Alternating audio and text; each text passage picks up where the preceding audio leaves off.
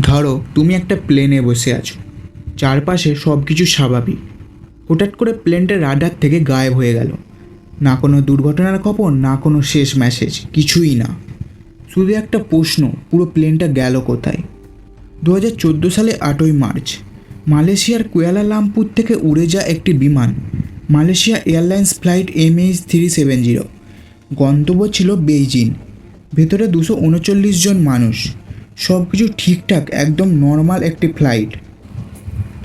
রাত 1:19 পাইলট শেষবার বলে, গুড নাইট মালয়েশিয়া 370। তারপর প্লেনটা হঠাৎ রাডার থেকে গায়েব হয়ে যায়। কিন্তু আসল টুইস্টটা এখানেই।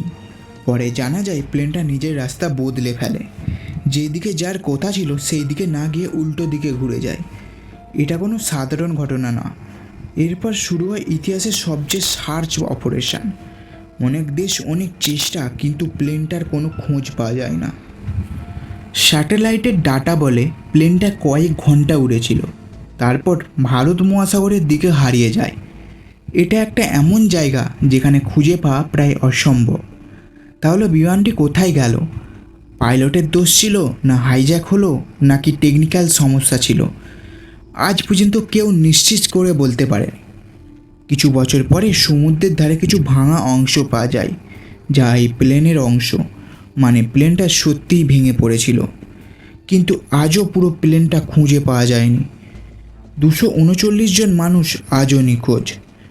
ফ্লাইট MH370 একটা গল্প না, এটা একটা রহস্য, যার উত্তর আজও আমাদের কাছে অজানা। ধন্যবাদ।